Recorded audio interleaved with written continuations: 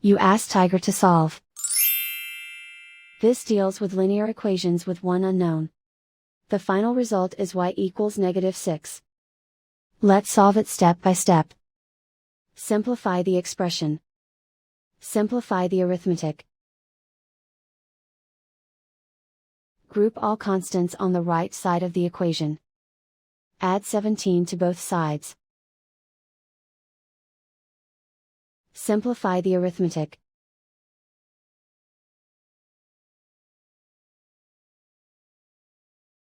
Isolate the y. Divide both sides by -7. Cancel out the negatives. Simplify the fraction. Move the negative sign from the denominator to the numerator. Find the greatest common factor of the numerator and denominator. Factor out and cancel the greatest common factor.